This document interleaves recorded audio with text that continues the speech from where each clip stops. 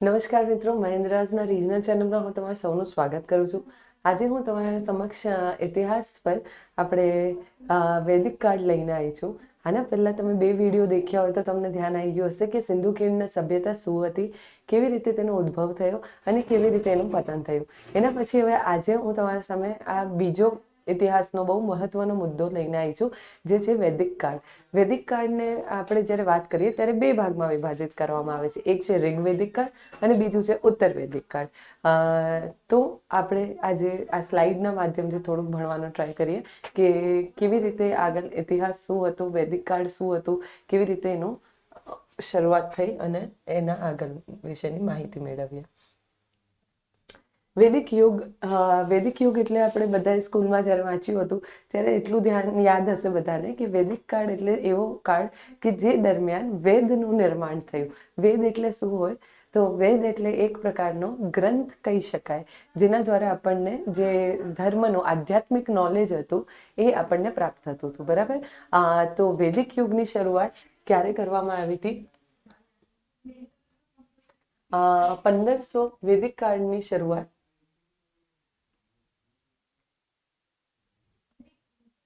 વૈદિક કાળની શરૂઆત 1500 BC થી લઈને 1600 BC સુધી કરવામાં આવી હતી. તો તમને આના પહેલા કાળમાં શું હતું તમને ધ્યાન હશે? સિંધુ ખીણની સભ્યતા 2500 થી આશરે 1750 સુધી એની સભ્યતા ચાલી. એના પછી એનું ધીરે ધીરે પતન થયું અને આની શરૂઆત થઈ. કોની? વૈદિક કાળની. રાઈટ? 1750 BC સુધીમાં સિંધુ ખીણની સભ્યતાની સંસ્કૃતિનું પતન થયા પછી પ્રાચીન ભારતમાં મુખ્ય સંસ્કૃતિ વૈદિક સંસ્કૃતિ તરીકે ઓળખાઈ. એના પછી કીધું કે આ સમયમાં વેદની રચના કરવામાં આવી હતી અને તેથી આ યુગને વૈદિક યુગ તરીકે પણ ઓળખવામાં આવ્યું. તો વેદની જ્યારે રચના થઈ ત્યારે એ યુગને કયા નામથી જાણવામાં આવ્યું? તો વૈદિક યુગ. સિંધુ ખીણના પતન પછી આ સંસ્કૃતિ વૈદિક યુગ તરીકે ઓળખવામાં આવી. વેદોની રચના ન કરવામાં આવી હતી, તેથી આનું નામ શું પાડવામાં આવ્યું? વૈદિક યુગ. વેદ પણ આ યુગની માહિતીનો મુખ્ય સ્ત્રોત છે. જેવી રીતે આપણે સિંધુ ખીણની સભ્યતા વખતે દેખ્યું હતું કે અલગ અલગ પુરાવાઓ દ્વારા આપણને સ્ત્રોત હતા કે જેના દ્વારા આપણને એ યુગની માહિતી મળતી હતી. એવી જ રીતે હવે આપણે દેખીશું કે વેદના કારણે, વેદ એટલે 4 પ્રકારના વેદ હતા, એ પુસ્તકોના દ્વારા આપણને ખબર પડશે કે કેવી રીતે શું એનું ત્યાંની સમાજ કેવું હતું, કેવી રીતે ત્યાંનો ધર્મ ચાલતો હતો, કેવી રીતે એમનું અર્થવ્યવસ્થા ચાલતી હતી, કેવી રીતે એમનું રાજનીતિ ચાલતી હતી, એ બધી વસ્તુનો આઈડિયા આવશે. ઠીક છે? એટલે કીધું કે આપણને બીજો કોઈ સોર્સ મળતો નથી. વેદ આપણને વૈદિક યુગ વિશે ડિટેલમાં માહિતી આપશે. એના પછી કહેવામાં આવ્યું કે પ્રારંભિક સમયમાં આર્યો વિશે આપણું જ્ઞાન પણ વેદના પર આધારિત હોવાથી આ સમયગાળની સંસ્કૃતિને આર્યો કોણ હતા? તો તમને અગર જો યાદ હોય તો મેં તમને કીધું હતું કે અલગ અલગ ઇતિહાસકારો દ્વારા સિંધુ ખીણના પતન પાછળ ઘણા બધા થિયરીઝ રહેલી છે. રાઈટ? તો એનામાંથી ઘણી બધી થિયરીમાંથી એક થિયરી એમ પણ કહેતી હતી કે હોઈ શકે છે કે સિંધુ ખીણના પતન પાછળનું કારણ વૈદિક કાળમાં એવું હોઈ શકે છે કે સિંધુ ખીણની સભ્યતાના પછીનું પાછળનું કારણ આર્યનું આગમન, ભારતમાં આર્યનું આગમન થયું અને એ લોકો દ્વારા સિંધુ ખીણના લોકોનું નાશ કરવામાં આવ્યું. તેથી એવું એક માન્યતા હતી. રાઈટ? તો એવી જ રીતે અહીં કહે છે પ્રારંભિક આર્યો વિશે આપણું જ્ઞાન વેદના આધારિત. તો એવું કહી શકાય કે વેદનું જે બી નોલેજ છે આપણને કશેક ને કશેક આર્ય કોણ હતા, કેવા હતા, ક્યાંથી આવ્યા હતા, એ બધું થોડું માહિતી આપવાનો ટ્રાય કરશે. હવે જ્યારે આર્યની વાત કરું છું ત્યારે આર્યનું આગમન જે છે ને એ બી એના પાછળ બી ઘણા ઇતિહાસકારોની થિયરી રહેલી છે. એક્ઝેક્ટપણે કોઈ કહી નથી શકતું કે આ જ રીઝન છે, બટ હા એના આગમન પાછળ પણ 2-3 લોકો થિયરીઝ આપવામાં આવે છે. જેવી રીતે મેક્સ મ્યુલર કહે છે કે એ સેન્ટ્રલ એશિયાથી આવ્યા, એટલે મધ્ય એશિયાથી આવ્યા છે. જ્યારે બાલ ગંગાધર તિલક કહે છે કે એ આર્કટિક પ્રદેશથી આવ્યા ને અમુક ઇતિહાસકારો પ્રમાણે એ લોકો મૂળ વતની ભારતના જ હતા. તો આ થિયરીઝ એમના આગમન પાછળ રહેલી છે. બટ હા એવું છે કે એ લોકો એવું કહેવામાં આવતા હતા કે આર્ય એક એવી પ્રજાતિ છે જે ભારતમાં વૈદિક કાળમાં તેમનું સ્થાન આપણને જોવા મળે છે. રાઈટ? તો પ્રારંભિક આર્યો વિશે માહિતી પણ આપણને વેદ પ્રમાણે આધારિત હોવાથી આ સમયગાળાની સંસ્કૃતિને વૈદિક સંસ્કૃતિ પણ કહેવામાં આવતી હતી. આર્યો દ્વારા જે લાંબા સમયગાળા સુધી અલગ અલગ રીતિ રિવાજને એ બધી જે બી પરંપરાનું પાલન કરવામાં આવતું હતું એ સંસ્કૃતિને વૈદિક સંસ્કૃતિ તરીકે પણ ઓળખવામાં આવી. વૈદિક યુગની શરૂઆત આર્યો અથવા કે ઇન્ડો આર્યન ના આગમન સાથે થાય છે.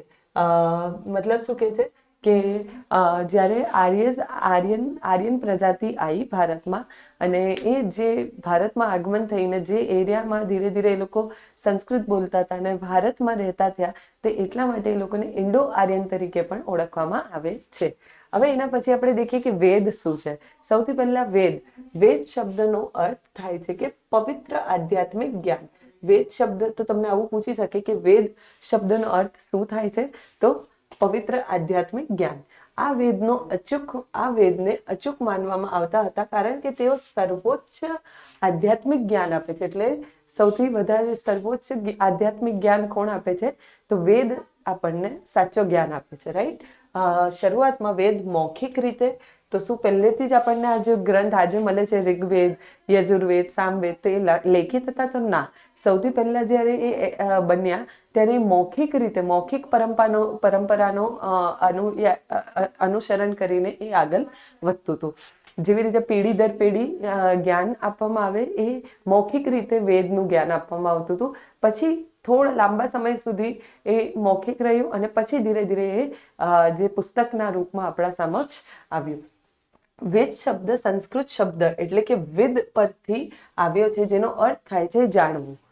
વેદ શબ્દ ક્યાંથી આવ્યો છે, સંસ્કૃત શબ્દ છે અને એનો અર્થ શું થાય છે, વિદ એટલે કીધું કે જાણવું એટલે જ્ઞાન મેળવવું. રાઈટ.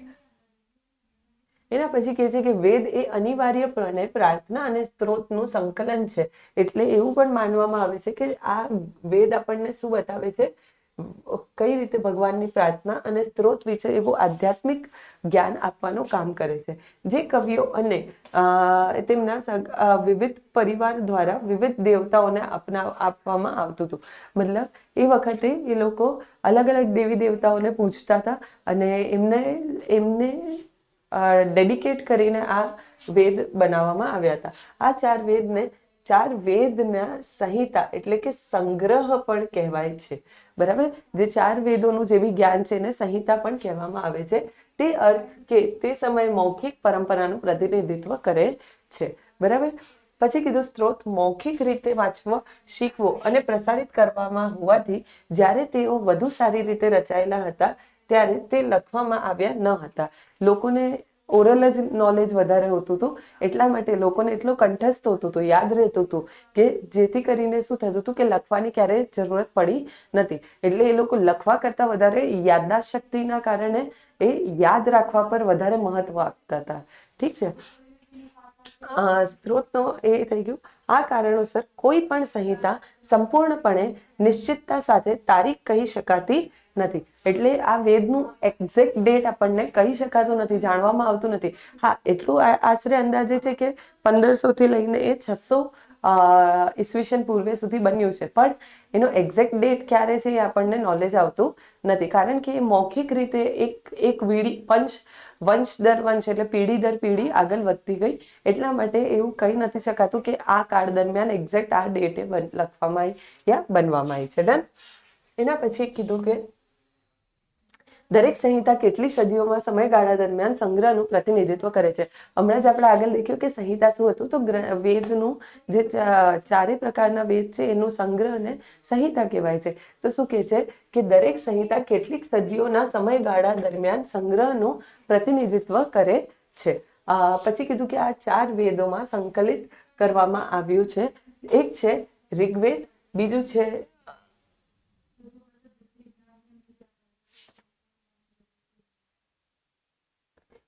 ઋગ્વેદ, બીજું છે એક મિનિટ, ઋગ્વેદ મંત્રોનું પુસ્તક.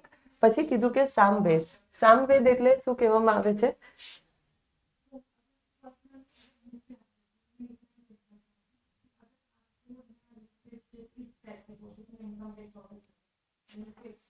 ઋગ્વેદ. બરાબર. સૌથી પહેલું વેદ કયું છે, ઋગ્વેદની વાત કરવામાં આવે છે.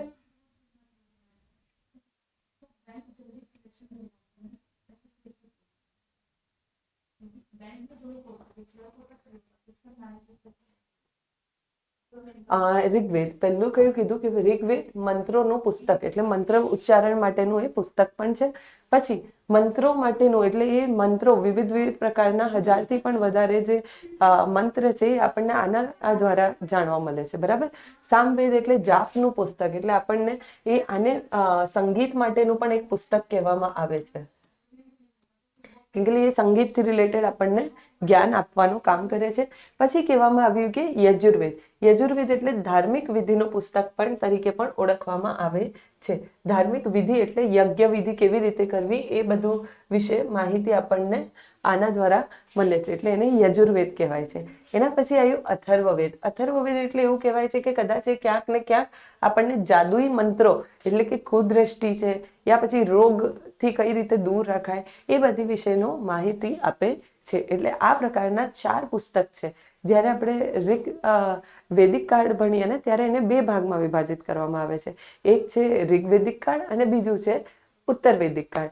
તો એટલા માટે કેમ કે ઋગ્વેદ જે એક વેદ છે એ મતલબ વૈદિક કાળમાં બન્યો અને બાકીના જે 3 વેદ છે એને ઉત્તર વૈદિક કાળમાં બનવામાં આવ્યા છે. તો યાદ રાખજો કે ઋગ્વેદ મંત્રોનું પુસ્તક છે, સામવેદ જાપનું પુસ્તક છે, યજુર્વેદ ધાર્મિક વિધિનું પુસ્તક છે એટલે યજ્ઞ કરતી વખતે યજુર્વેદ, જાપ કરતી વખતે સામવેદનું કામ કરવા જરૂરત પડતી હતી. ઋગ્વેદ મંત્રોનું પુસ્તક છે અને અથર્વવેદ જાદુઈ વિશે નોલેજ આપે છે આપણને. બરાબર. એના પછી કીધું કે ઋગ્વેદ અથવા શ્લોકનો વેદ તેમાંથી સૌથી જૂનો વેદ છે એટલે ઋગ્વેદ સૌથી. હવે આ પૂછવામાં આવી શકે તમને. બરાબર કે સૌથી જૂનો વેદ કયો છે તો ઋગ્વેદ. યા ઋગ્વેદને કયા નામથી ઓળખાય છે તો શ્લોકના વેદ તરીકે પણ એને ઓળખવામાં આવે છે. ઠીક છે. તો શું કીધું કે ઋગ્વેદ અથવા શ્લોકનો વેદ તેમાંથી સૌથી જૂનો વિવિધ દેવતાઓને સંબોધવામાં આવેલા લગભગ 1000થી વધુ શ્લોક જે છે એ એનામાં જ મળે છે. પછી કીધું તે પવિત્ર સાહિત્ય રખેવાળ એવા પુરોહિત પરિવારોને જરૂરિયાતોને પૂરી કરવા માટે ગોઠવવામાં આવે છે. એટલે કીધું કે એ કોના દ્વારા ઉચ્ચારણ ને એ બધાનો ઉપયોગ થતો હતો મતલબ એ મંત્રોનું કોના દ્વારા તો જે પંડિત છે પુરોહિત છે એ લોકો દ્વારા એ શાસ્ત્રનું વધારે ઉપયોગ કરવામાં આવતો હતો. બીજો છે સામવેદ.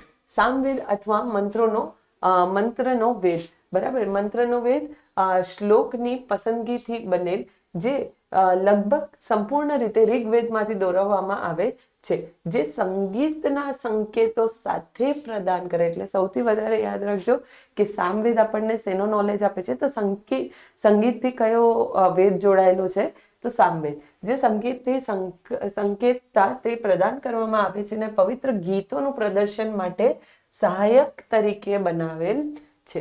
તો યાદ રાખજો કે એને ઇંગ્લિશમાં બુક ઓફ ચાન્ટિંગ પણ કહેવાય છે અને મ્યુઝિકથી જોડાયેલો કયો વેદ છે તો આ સામવેદ છે. બરાબર. પછી યજુર્વેદ આવે. એ ત્રીજો વેદ. હમણાં તક મેં તમને કયો વેદ ભણાય? ઋગ્વેદ ભણાયું. બીજો ભણાયું તમને લોકોને મેં બીજો કયો ભણાયો શું કહેવાય સામવેદ. હવે ત્રીજો આવ્યો આપણે યજુર્વેદ. યજુર્વેદ અથવા એને બલિદાનનો સૂત્ર. બલિદાનના સૂત્ર એટલે કેવી રીતે કહેવાય જ્યારે હવન યજ્ઞ વિધિ કરતા હોઈએ ને ત્યારે એ જે મંત્રો ઉચ્ચારણ કરવામાં આવે એની જે પરંપરા જે એક પછી એક પદ્ધતિ જે પ્રોપર નોલેજ આપવામાં આવે છે એ યજુર્વેદ દ્વારા આપવામાં આવે છે. તો યજુર્વેદ અથવા બલિદાનનો સૂત્ર વેદ વિવિધ સંસ્કારોને લાગુ પડતા ગદ્ય સૂત્રોનો સમાવેશ કરે છે. સાથે સમાન હેતુ માટે બનાવાયેલો શ્લોક છે. બરાબર. તો આ યાદ રાખજો કે યજ્ઞ વિધિની માહિતી વિશે યા યજ્ઞથી જોડાયેલ કયો વેદ છે તો એ આવશે યજુર્વેદ. સંગીતથી જોડાયેલ કયો વેદ છે તો સામવેદ. પછી કીધું કે હવે આપણે આવ્યા ચોથો વેદ. ચોથો વેદ આના પહેલા મેં તમને ઋગ્વેદ ભણાયો. પછી બીજો કયો ભણાયો સામવેદ. ત્રીજો આપણે ભણ્યા યજુર્વેદ અને ચોથો આવશે હવે અથર્વવેદ. અથર્વવેદ અથવા વેદનો વેદ એટલે કીધું કે એ પછીનું સંકલન જેમાં મંત્રો અને જાદુઈ મંત્રોનો સમાવેશ થાય. તો યાદ રાખજો કે અથર્વવેદ શેનાથી જોડાયેલ છે. આવી રીતે તમને કદાચ મેચ ધ ફોલોઈંગ એટલે જોડકા જોડો કરીને પણ પૂછી શકે છે. તો આ વસ્તુ થોડું ઇમ્પોર્ટન્ટ થઈ જાય છે. યાદ રાખજો કે ઋગ્વેદને શ્લોકનો વેદ કહેવાય છે, સામવેદને સંગીતનો વેદ કહેવાય છે, યજુર્વેદને યજ્ઞની વિશે માહિતી આપે છે અને ચોથો આપણે આ દેખ્યો કયો અથર્વવેદ. અથર્વવેદ શેની માહિતી આપણને આપે છે તો જાદુઈ મંત્રો વિશે માહિતી આપે છે. બ્રાહ્મણ દરેક હવે બ્રાહ્મણ શું છે, તો જેવું એવું કહી શકાય કે જાણે એ આપણે એક એક્ઝામ્પલ આપું છું કે જાણે આપણે હર ટેક્સ્ટબુક હોય, ટેક્સ્ટબુક એટલે આપણે જે પુસ્તક હોય છે, બરાબર, એના સાથે આપણે બાળપણમાં ભણતા હતા ને ત્યારે એના સાથે ગાઈડ આપવામાં આવતી હતી. ગાઈડ એટલે ડાયજેસ્ટ પણ એને ઘણા લોકો કહેતા હતા, રાઈટ? તો એવી જ રીતે એ જે આપણે પુસ્તકમાં લખેલું એના પ્રશ્નોને જવાબ મળી જાય અને સરળતાથી સરળ ભાષામાં સમજાવવામાં આવતા હતા ગાઈડ અને ડાયજેસ્ટમાં. એવી જ રીતે આ બ્રાહ્મણ પણ કામ કરે છે. બ્રાહ્મણ એટલે એક પ્રકારનું શું છે, આ પુસ્તક છે જે આ બ્રાહ્મણ હર એક વેદ સાથે જોડાયેલ હશે. જે વેદમાં શું કહેવા માંગે છે એને થોડીક સરળ ભાષામાં સમજાવવાનો પ્રયાસ કરશે. દરેક વેદ સાથે સંકળાયેલ ગદ્ય લખાણોનો એક ભાગ જોડાયેલ છે. જે ગ્રંથોને ઔપચારિક ઉપયોગ અને બલિદાનના સંસ્કારોને મૂળ છે અને મહત્વ સમજાવે છે. તો આપણને સમજાવે છે કે કયા વેદનું શું કહેવું છે, કયા વેદનું શું મહત્વનું ભાગ છે. માટે વેદની રચના કરવામાં આવી હતી. આર્યણક અથવા ઉપનિષદ. આર્યણક અને ઉપનિષદ આ બધા શું છે, તો એ અલગ અલગ પ્રકારના પુસ્તકો છે. જેવી રીતે મેં તમને કીધું કે 4 વેદ છે. 4 વેદ કયા કયા છે? ઋગ્વેદ શ્લોકનું વેદ છે. બીજું બતાડ્યું કે સામવેદ સંગીતથી જોડાયેલ છે. યજુર્વેદ જે યજ્ઞથી જોડાયેલ છે. અને ચોથું છે અથર્વવેદ જે શેનાથી જોડાયેલ છે? જાદુઈ મંત્રોથી, રાઈટ? એના પછી આપણે ભણ્યા બ્રાહ્મણ એટલે મેં તમને એક એક્ઝામ્પલ આપ્યો હતો કે જેવી રીતે આપણે પુસ્તકો એને પોથી જે કહીએ છીએ એના સાથે એક ડાયજેસ્ટ આપવામાં આવે છે. એવી જ રીતે યાદ રાખજો કે એનામાં સરળતાથી એક્સપ્લેનેશન કરવામાં આવે છે. સેમ વસ્તુ એવું છે કે આપણને બ્રાહ્મણ નામનું જે શતપથ બ્રાહ્મણ છે, ઐત્રીય બ્રાહ્મણ છે, તૈત્રીય બ્રાહ્મણ છે, એવા અલગ અલગ પ્રકારના બ્રાહ્મણ છે. જે એટલે એક પ્રકારના પુસ્તક છે કે જે વેદ સાથે જોડાયેલ છે ને એના વિશે આપણને ડિટેલમાં સમજાવવાનો ટ્રાય કરે છે. હવે છે એના પછી 2 અલગ પુસ્તકો જેને કહેવાય આર્યણક અને ઉપનિષદ. અનુક્રમે વધુ મુશ્કેલ સંસ્કારોને પ્રતીકવાદ સમજાવે છે અને બ્રહ્માંડની પ્રકૃતિ એટલે આર્યણક જ્યારે મેં વાત કરું ત્યારે એવું યાદ રાખજો કે એ શું કરે છે, વધુ મુશ્કેલ સંસ્કારોને પ્રતીકવાદને સમજાવે છે અને ઉપનિષદ શું કરે છે, તો બ્રહ્માંડની પ્રકૃતિ અને તેના સાથે માનવામાં આવતા સંબંધનું અનુમાન કરે. ઉપનિષદ એટલે એવું કહેવાય કે જેવી રીતે કે ફિલોસોફિકલ ટેક્સ્ટ કહેવાય. ફિલોસોફિકલ એટલે કેવું કે તત્વજ્ઞાનની ચર્ચા કરે થોડુંક કે કઈ રીતે બ્રહ્માંડની શરૂઆત થઈ, કઈ રીતે આત્માની શરૂઆત થઈ, એ બધી વસ્તુ વિશે એ થોડો ભાર મૂકે છે અને સમજાવવાનો પ્રયત્ન કરે છે. એ કયું છે? ઉપનિષદ. ઠીક છે. એના પછી કીધું તે હિન્દુ ધર્મનું સૌથી પવિત્ર સાહિત્ય બની ગયું. તેથી જે વેદ છે ને એ સૌથી પવિત્ર સાહિત્ય બની ગયું. એટલા માટે જ એને 2 પ્રકારના જ્ઞાનથી લોકો એક્સેપ્ટ કરતા હતા. જેવી રીતે એક છે શ્રુતિ જ્ઞાન અને બીજું છે સ્મૃતિ જ્ઞાન. ઠીક છે. એક છે શ્રુતિ જ્ઞાન એટલે જે સાંભળીને યાદ રહે, ને બીજું છે સ્મૃતિ જ્ઞાન. સ્મૃતિ જ્ઞાન એટલે જે આપણને યાદ શક્તિ દ્વારા યાદ રાખવામાં આવે ને એના દ્વારા આગળ કરવામાં આવે, બરાબર? તે હિન્દુ ધર્મનું સૌથી પવિત્ર સાહિત્ય બની ગયું અને તેઓ શ્રુતિ જ્ઞાન એટલે શું સાંભળવામાં આવે છે તે તરીકે ઓળખાય છે. અને એના પછી બીજા પ્રકારનું જે જ્ઞાન છે, હિન્દુ સાહિત્ય દેવી પ્રકટ થયેલા વિભાગ એટલે સ્મૃતિ જ્ઞાન. સ્મૃતિ જ્ઞાન એટલે શું યાદ છે, તો એ જમાનામાં તો મૌખિક હતું ને, એટલે જે શ્રુતિ એટલે સાંભળીને યાદ રહે અને સ્મૃતિ એટલે જે હવે હું હમણાં તમને બોલી રહી છું તો એ તમે શ્રુતિ જ્ઞાનનો ઉપયોગ કરી રહ્યા છો. બટ જ્યારે હું તમને કંઈક પૂછું કે સિંધુ ખીણની સભ્યતામાં આ વખતે હું શું બતાવ્યું, તો એ તમે જ્યારે દિમાગને યુઝ કરીને તમે યાદદાસ્ત શક્તિનો ઉપયોગ કરીને યાદ કરવાનો પ્રયાસ કરો કે હા આ લેક્ચરમાં આ બતાડ્યું હતું યા આ વખતે આ થયું, તો એ જ્યારે યાદ શક્તિનો ઉપયોગ કરો ત્યારે સ્મૃતિ જ્ઞાન થઈ જાય છે. ઠીક છે. એના પછી કીધું કે આર્ય સંસ્કૃતિ. હવે આર્ય કોણ હતા તો એના વિશે થોડી માહિતી મેળવીએ. કેમ કે વૈદિક કાળમાં આપણને કઈ પ્રજાતિ વિશે, આપણને જે જાતિ વિશે ધ્યાન આવે છે એ કઈ છે? આર્ય પ્રજાતિ, રાઈટ? એટલે કીધું કે આર્યોનું સ્થળાંતર. હવે એવું કહેવામાં આવે છે, મેં તમને લોકોને હમણાં જ સ્ટાર્ટિંગમાં કહી દીધું કે આર્યના ઉદ્ભવ પાછળ પણ અમુક અલગ અલગ થિયરીઝ હતી.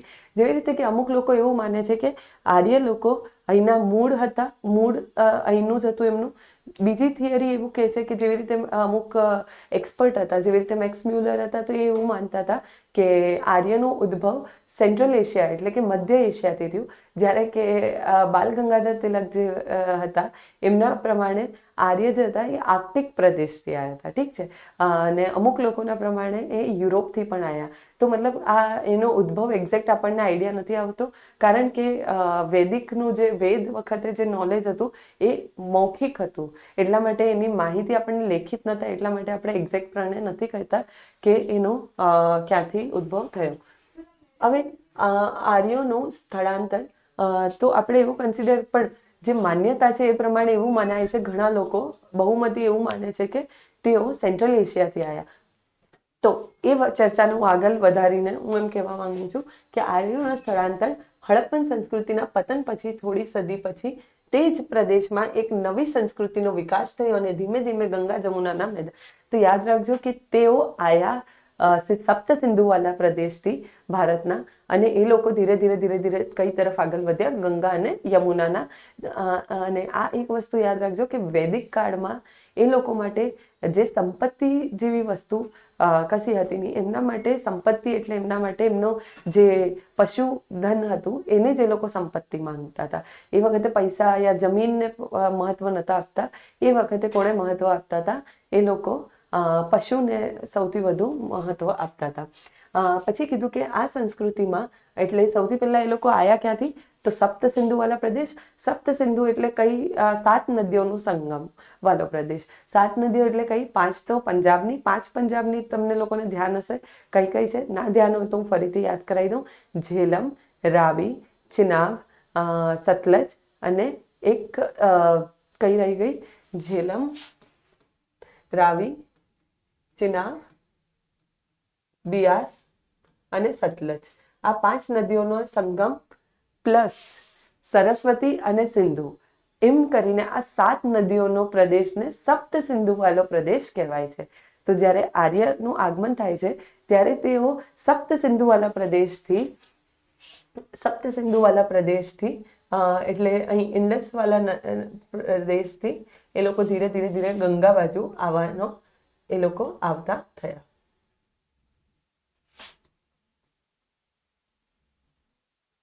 ઠીક. પછી શું કીધું કે આ સંસ્કૃતિના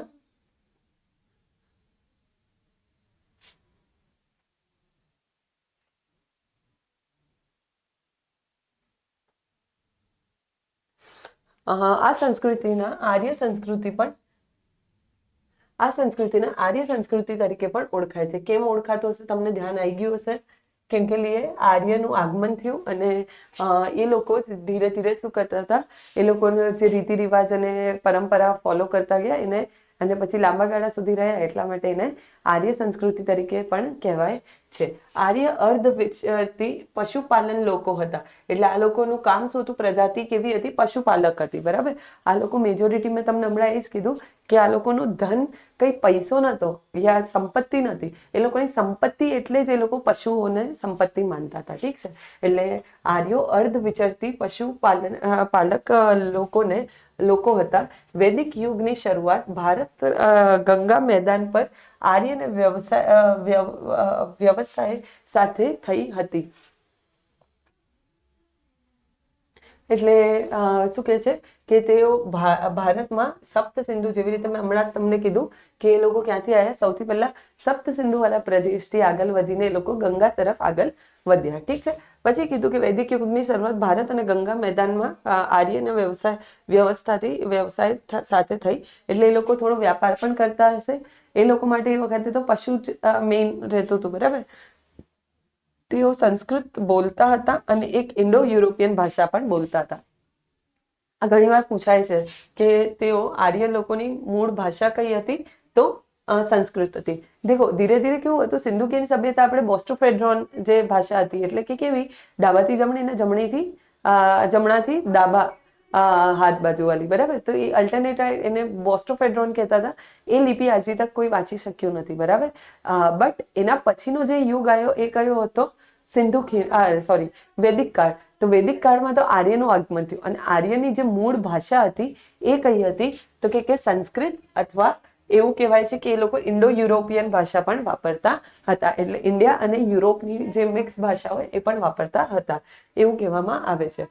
એના પછી કહેવામાં આવ્યું કે સિંધુ ખીણની શહેરીજનોની સરખામણી તેઓ ગ્રામીણ અર્ધ વિચરતી જીવતા હતા. એટલે જે સિંધુ ખીણમાં આપણે દેખ્યું હતું એવી જ રીતે આ લોકોનું પણ જીવન, એવી જ રીતે તો વિચરી એક જગ્યાએથી બીજી જગ્યાએ વિચરણ કરીને એમનું જીવન જીવતા હતા. એવું માનવામાં આવે છે કે તેઓ ખૈબર પાસ દ્વારા ભારતમાં પ્રવેશ્યા હતા. એટલે એ લોકો શું માનવામાં આવે છે કે એ લોકો ખૈબર વાળો જે પ્રદેશ છે ત્યાં બાજુથી એ લોકો ભારતમાં એમનું આગમન થાય છે.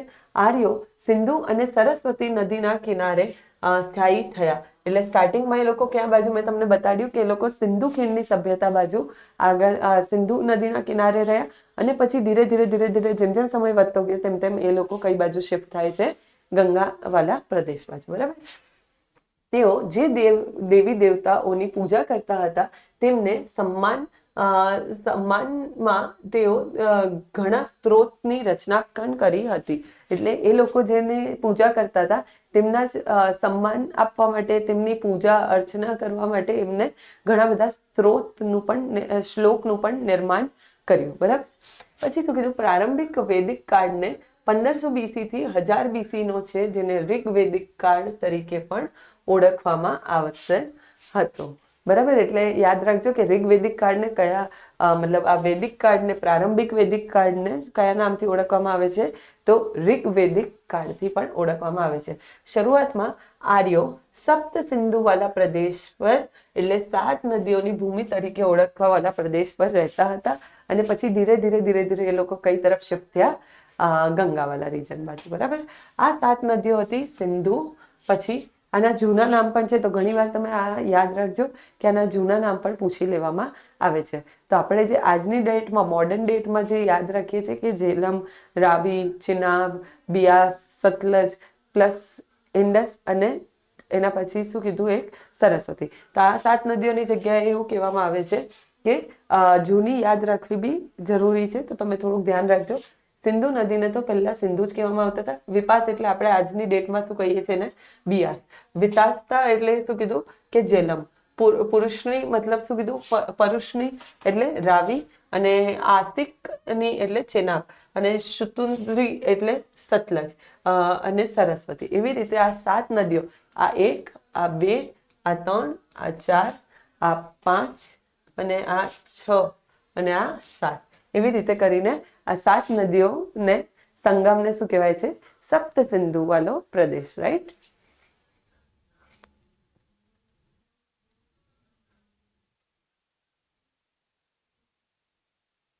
એના પછી કહેવામાં આવ્યું કે રાજનૈતિક બંધારણમાં રાજન તરીકે, હવે આ લોકોનું કેવી રીતે, એ લોકોનું રાજ વ્યવસ્થા કેવી રીતે હતી, શું ધર્મ પાળતા હતા, ત્યાંનો સમાજ કેવો હતો, એ બધી વસ્તુ વિશે આપણે માહિતી મેળવી.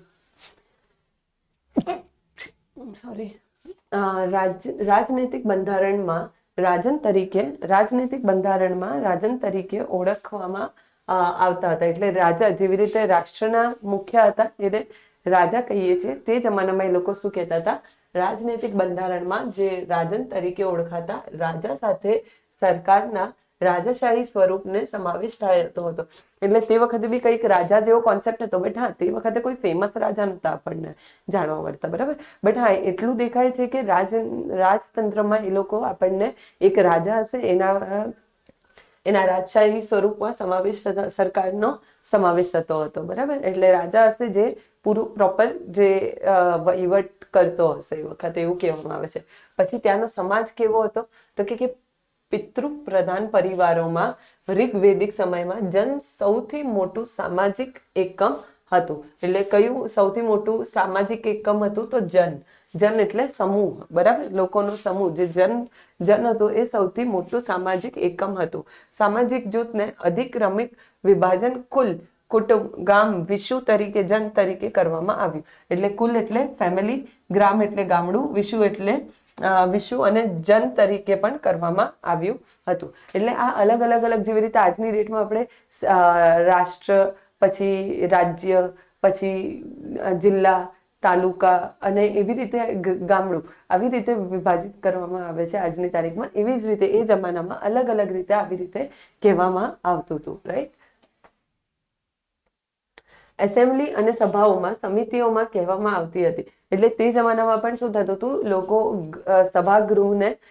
ગૃહમાં મળતા હતા, અને એ જે અમુક જે એક્સપર્ટ હોતા હતા એ લોકો બધું ડિસ્કશન કરતા હતા. રાઈટ. તો એસેમ્બલીઓને શું કહેવામાં આવતું હતું? એસેમ્બલી એટલે જ્યાં લોકો મળે, તો એને સભા કહેવામાં આવતું હતું અને સમિતિઓ કહેવામાં આવતી હતી. ને એ યાદ રાખજો કે વૈદિક કાળમાં સભા અને સમિતિનું મહત્વ વધારે હતું.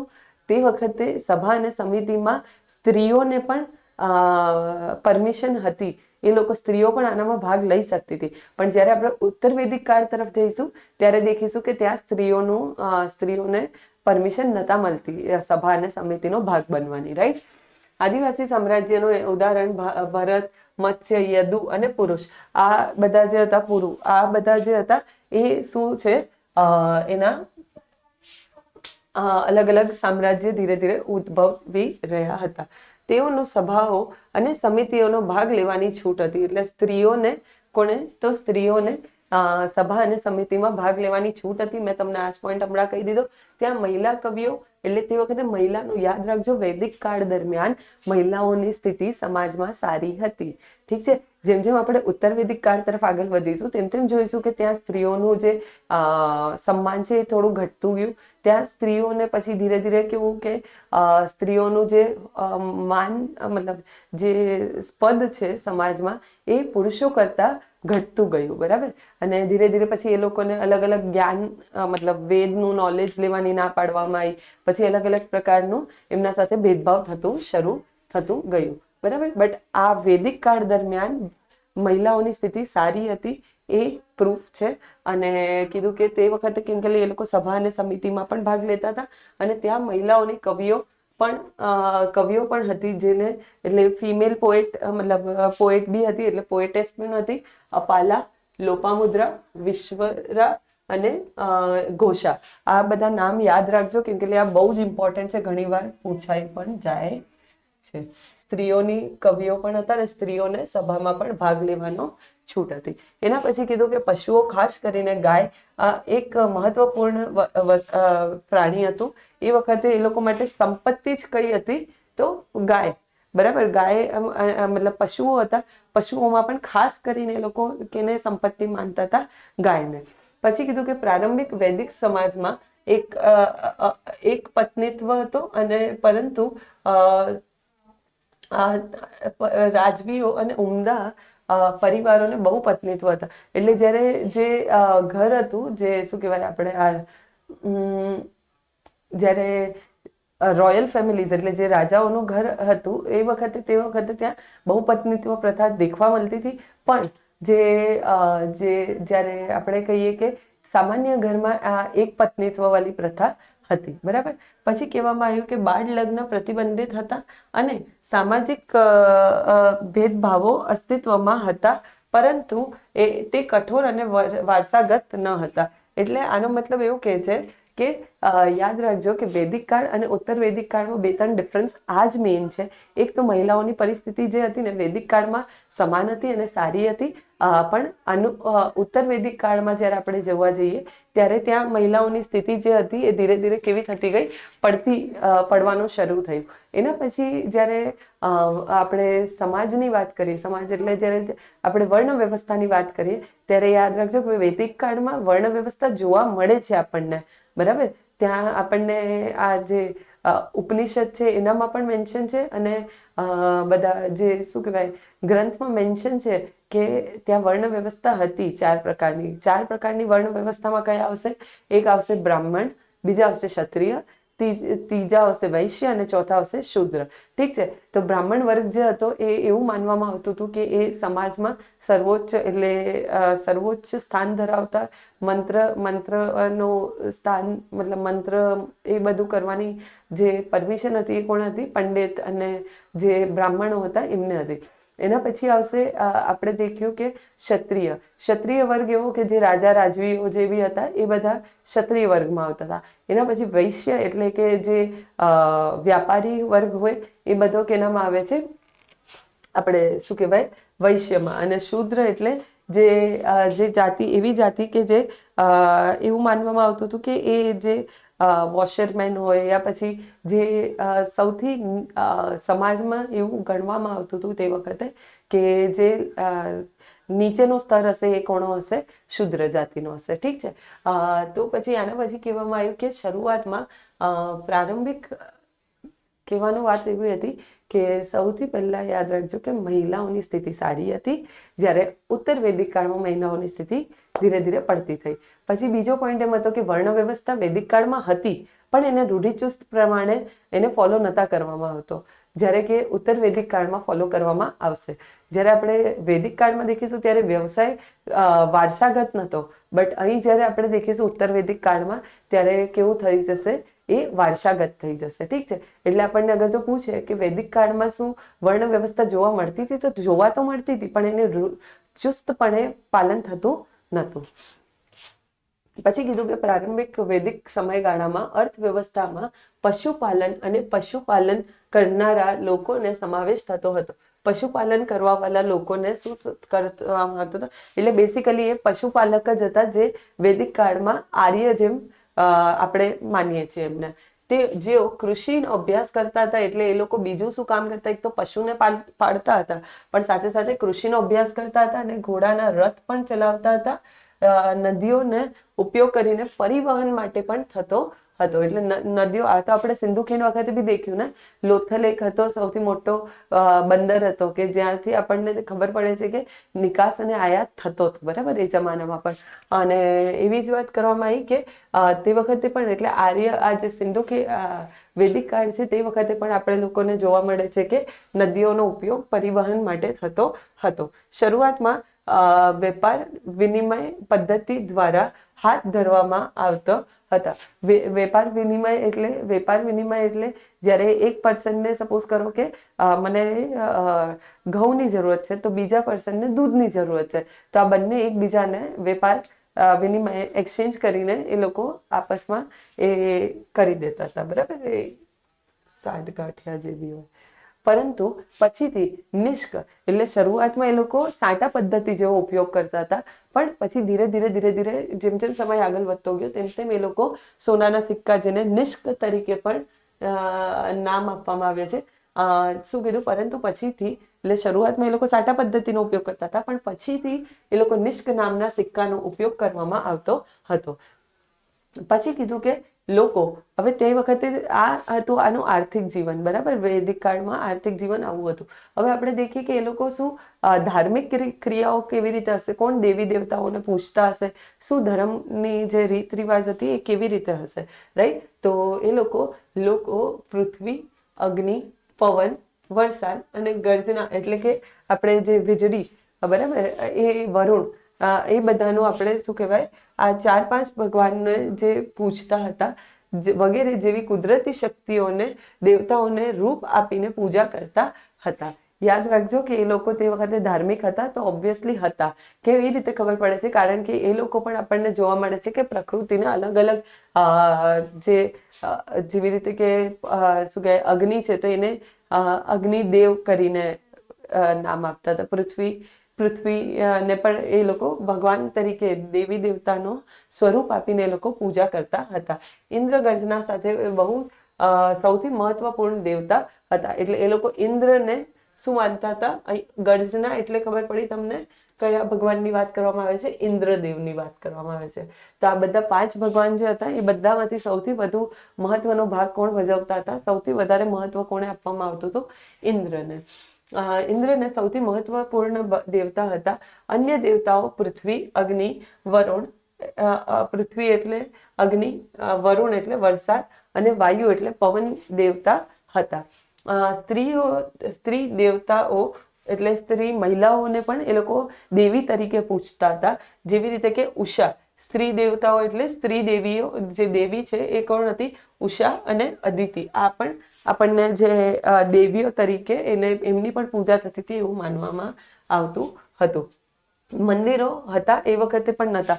જેવી રીતે સિંધુ ખીણની સભ્યતા આવી હતી ને ત્યારે બી મેં તમને કીધું હતું કે એ લોકો ધાર્મિક હતા, પણ એ લોકો મંદિરના પુરાવા આપણને જોવા મળતા નથી. સેમ અહીં પણ એ જ વસ્તુ છે કે એ લોકો ધાર્મિક હતા, એ લોકો દેવી દેવતાઓની પૂજા કરતા હતા, પણ આપણને એ લોકોનું શું કહેવાય મંદિર એ વખતે જોવા મળતા નથી. તેઓ મૂર્તિ પૂજા પણ ન કરતા હતા. એટલે એ લોકો ખાલી એ જે દેવી છે એ દેવી દેવતાઓને અંદાજે એ લોકો ભાવથી પૂજા કરતા હતા. અને એવું યાદ રાખજો કે જ્યારે આપણને કહેવામાં આવે છે કે સિંધુ ખીણની સભ્યતા વખતે શું ધાર્મિક હતા, તો ધાર્મિક તો હતા. ત્યાં કેવી રીતે આપણને ખબર પડે છે, તો ત્યાં આપણને સ્વસ્તિકનો સિમ્બોલ મળે છે. પછી ત્યાંના લોકો દ્વારા આપણને ખબર પડે છે કે એ પ્રાકૃતિક પૂજન હતા, પશુપતિ મહાદેવની પૂજા કરતા. તો એવી રીતે આપણે જાણી શકાય કે એ લોકો એમને પૂજતા હતા. એવી જ રીતે વૈદિક કાળમાં આપણને પૃથ્વી, અગ્નિ, વાયુ અને વરુણ અને એવી રીતે આ 5 ભગવાનની શું કહેવાય છે પૂજા કરતા હતા એવું મનાય છે. તો આજે આટલું જ રાખીએ છીએ.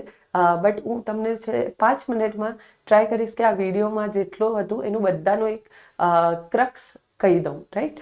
તો સૌથી પહેલાં આપણે ભણ્યા કે વૈદિક યુગ કયા યુગથી થાય છે. આ પહેલું એક MCQ બની શકે.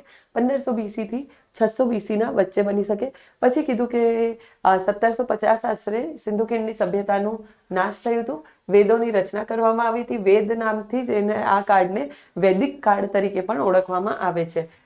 અને આ સ્ત્રોત કયો છે, તો વેદ જ આ વસ્તુનો સ્ત્રોત છે. આર્યો વિશે માહિતી આપણને ક્યાંથી મળે છે, તો વેદથી મળે, વેદો દ્વારા મળે છે. વૈદિક યુગની શરૂઆત આર્યોના આગમનથી જ થાય છે. પછી વેદ એટલે મેં કીધું કે પવિત્ર આધ્યાત્મિક જ્ઞાનનો મતલબ થાય છે. વેદ શબ્દ જે છે એનો ઉદ્ભવ ક્યાંથી થયો, તો વિદ શબ્દ. વિદ એટલે એ સંસ્કૃત શબ્દ છે જેનો મતલબ શું થાય છે, જાણવું. પછી કીધું કે વેદનો અનિવાર્ય પ્રાર્થના અને સ્ત્રોતનું સંકલન છે. અને એ 4 વેદોના જે સંગ્રહ છે, એના જે ડિટેલમાં નોલેજ છે ને સંગ્રહ, એને સંહિતા તરીકે પણ કહેવામાં આવે છે. આ જ્ઞાન કેવું હતું, તો મૌખિક જ્ઞાન હતું. સ્ટાર્ટિંગમાં એ લોકો ઘણા વર્ષો તક મૌખિક જ્ઞાન તરીકે એ લોકો પેઢી દર પેઢી આગળ વધારતા ગયા. એટલા માટે આપણને એક્ઝેક્ટ આઈડિયા નથી કે આની એક્ઝેક્ટ ડેટ કઈ હતી ને ક્યારથી શરૂઆત થઈ. રાઈટ? એના પછી કહેવામાં આવ્યું કે એક સંહિતા કેટલી સદીઓના સમયગાળામાં હતી એ કહી નથી શકાય. પછી 4 પ્રકારના વેદ બતાવ્યા હતા: ઋગ્વેદિક, સામવેદ, યજુર્વેદ ને અથર્વવેદ. ઋગ્વેદ મંત્રોનું પુસ્તક, સામવેદ જાપનું પુસ્તક, આ ધાર્મિક વિધિ વિધાનોનું પુસ્તક, અને અથર્વવેદ એટલે જાદુઈ મંત્રોનું પુસ્તક. ઋગ્વેદને શ્લોકનો વેદ પણ કહેવાય છે. આનામાં 1000થી વધુ શ્લોક છે. અને પછી કહેવામાં આવ્યું કે પવિત્ર સાહિત્યનું રખેવાળ છે એને પુરોહિત દ્વારા પણ કરવામાં આવતું.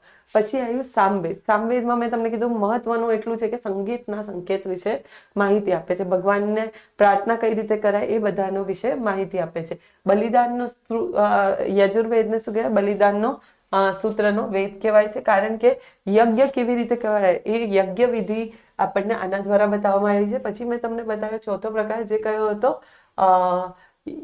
અથર્વવેદ, જે જાદુઈ મંત્રોનું વાત કરતું. પછી મેં બતાડ્યું કે બ્રાહ્મણ કોને કહેવાય. બ્રાહ્મણ એટલે મેં તમને કીધું હતું કે જેવું ગાઈડ આપણને બાળપણમાં નાના હતા ત્યારે પુસ્તકનો સમજવા માટે ગાઈડનો ઉપયોગ કરતા હતા, એવી જ રીતે આ બ્રાહ્મણ વેદને સમજાવે છે. બરાબર? પછી આર્યણક અને ઉપનિષદ. ઉપનિષદ શું હતું, તો કહેવામાં આવ્યું કે બ્રહ્માંડથી રિલેટેડ જે બી નોલેજ આપવામાં આવતું હતું એ ઉપનિષદ દ્વારા આપવામાં આવતું હતું. અને સાથે સાથે કે આ બ્રહ્માંડની શરૂઆત ક્યાંથી થઈ, આત્માની શરૂઆત ક્યાંથી, ઉદ્ભવ ક્યાંથી થયો, એ બધી વસ્તુઓનું જે તત્વજ્ઞાન વિશે ચર્ચા કરતા હતા એ કયું હતું, ઉપનિષદ. એના પછી મેં કીધું કે 2 પ્રકારના જ્ઞાન આવે છે, જે એક છે શ્રુતિ જ્ઞાન ને બીજું છે સ્મૃતિ જ્ઞાન. શ્રુતિ જ્ઞાન એટલે તમે જે મને હમણાં સાંભળીને યાદ કરી રહ્યા છો, શ્રુતિ જ્ઞાન. અને સ્મૃતિ જ્ઞાન એટલે મેં કંઈક વસ્તુ અગર જો પૂછું ને તમે એ પહેલાં વાંચેલું અને એને યાદ કરીને તમે કંઈક જ્ઞાન પ્રાપ્ત થાય છે તમને પાછું, એને સ્મૃતિ જ્ઞાન કહેવાય છે. ઠીક છે?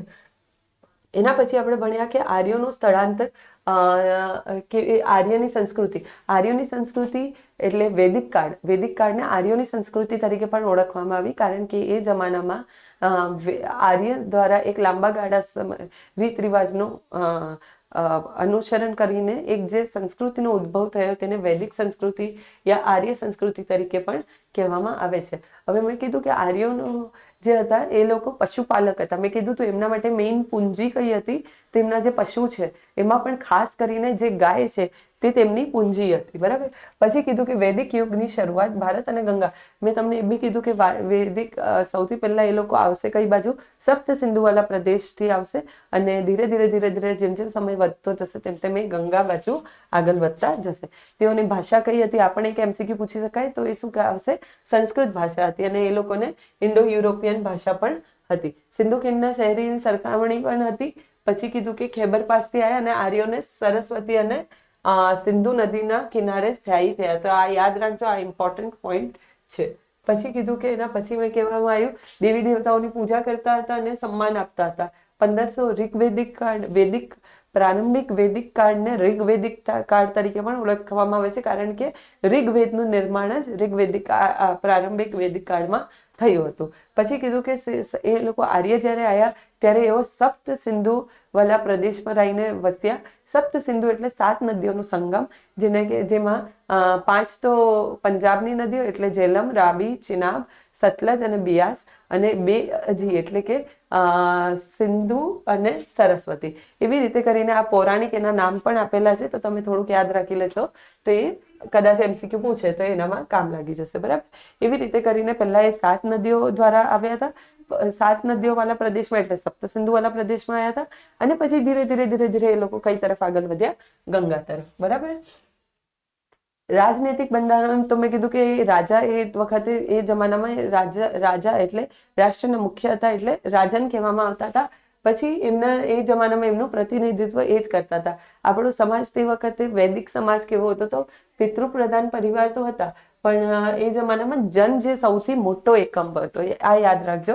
પછી અલગ અલગ જૂથમાં આપણે દેખ્યું કે કુટુંબ, કુલ એટલે કુટુંબ. બરાબર. પછી ગ્રામ, વિશુ, જેવી રીતે આજે રાષ્ટ્ર, પછી રાજ્ય અને જિલ્લા, તાલુકા એ બધું છે, એવી જ રીતે એ જમાનામાં આ બધા એકમોના નામથી જાણવામાં આવતા.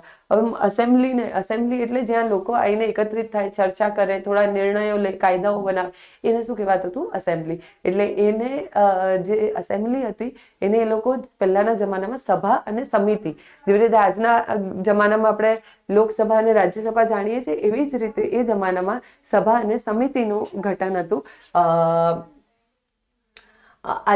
પછી તેઓ ઘણા બધા સામ્રાજ્યો પણ ઉદ્ભવ થયા, જેવી રીતે ભરત છે, મત્સ્ય છે, યદુ છે, પુરુ છે, આ બધા રાજ્યો ઉદ્ભવી રહ્યા હતા ધીરે ધીરે.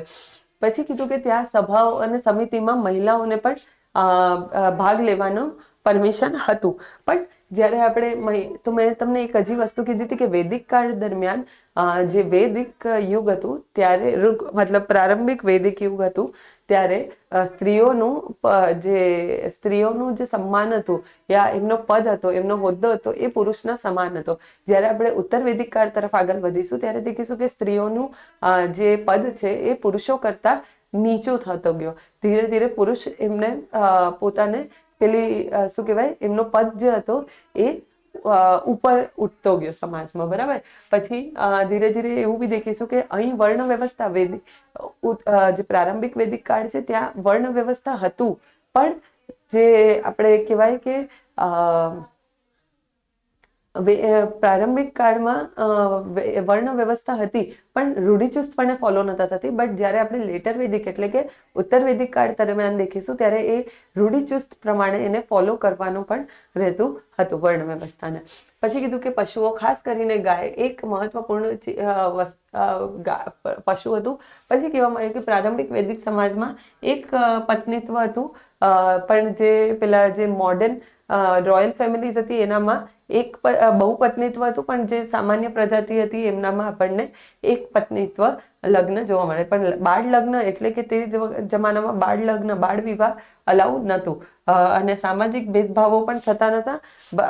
સામાજિક ભેદભાવો અસ્તિત્વમાં હતા પરંતુ રૂઢિચુસ્તપણે એને ફોલો નહોતા કરવામાં આવતું. પછી આપણે દેખ્યું કે પશુપાલન જ તેમની મેઇન પૂંજી હતી. મેં તમને કીધું તે લોકો પશુપાલન જ કરતા હતા અને એના સાથે બીજા કામ શું કરતા હશે તો કૃષિનો અભ્યાસ કરતા હતા.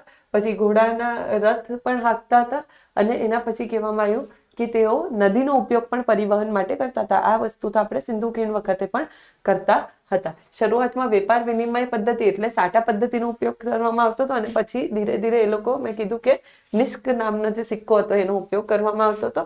પછી લોક પૃથ્વી, હવે કીધું કે એ લોકો દેવી દેવતાઓને પૂજતા હતા, એ લોકો ધાર્મિક હતા. બટ હા, એ જમાનામાં મંદિર નહોતા, એ વાત યાદ રાખજો. જેવી રીતે આપણે સિંધુ ખીણના બી લોકો ધાર્મિક હતા, પણ એ લોકોનું પુરાવા તરીકે આપણને મંદિર નથી મળી આવતા.